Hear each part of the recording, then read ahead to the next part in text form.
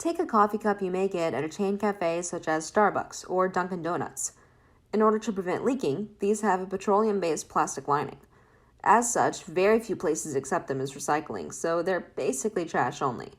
This inevitably leads to them emitting toxic fumes into the atmosphere. On the other hand, all disposable HUDS cups, even the clear ones, are made of plant-based materials, which makes them compostable and all around more eco-friendly. All this being said, not even HUDS cups can compare to reusable cups, which generate no waste and make it the best option you have. Let me show you why. Imagine a compostable HUDS cup goes into the dining hall, happily awaiting its use until a Harvard undergrad, Riley, picks it up and then takes it to Seaver Hall, where there are no compost bins. Riley drinks her daily coffee during her morning class. For our purposes, let's say that there are 4 possible paths this cup can take: trash, recycling, littering, or composting. First, let's look at trash. After her class, Riley throws away her cup. This trash will be collected and taken 8 miles to a transfer station in Roxbury.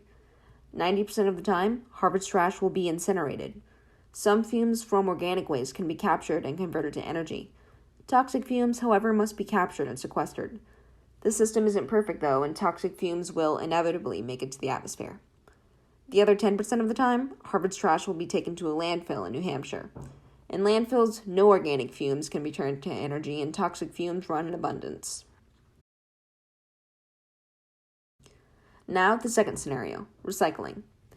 After her class, Riley unwittingly throws the cup into the recycling bin. Wrong choice. Not only is the cup itself not recyclable, but the liquid inside it isn't either. Therefore, both contaminate the bin. Because of Riley's poor choice and the poor choices of her peers, the recycling load might get rejected, which means that 1.5 tons of things that could have been recycled are now going to the trash, costing hundreds of dollars in the process. Third scenario, littering. After her class, Riley walks to the science center, but forgets to dispose of her cup.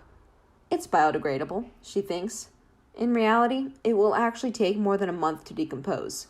So, instead, it sits on the ground as an eyesore for the rest of campus. I think we can all agree this is downright rude. The cup will most likely make its way into the trash via a better person. Finally, composting. After her class, Riley walks to the Science Center, taking her cup with her and properly composting at Science Center Clover.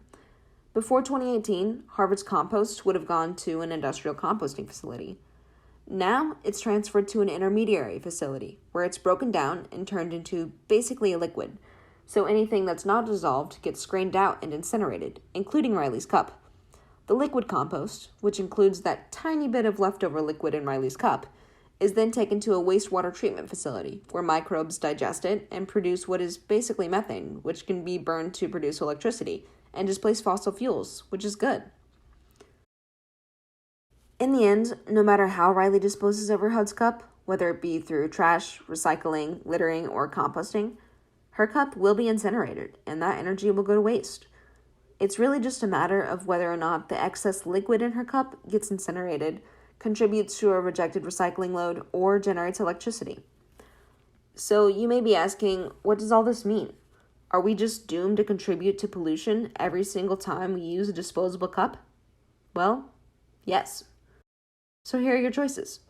You can use a disposable chain coffee cup and emit toxic atmospheric fumes.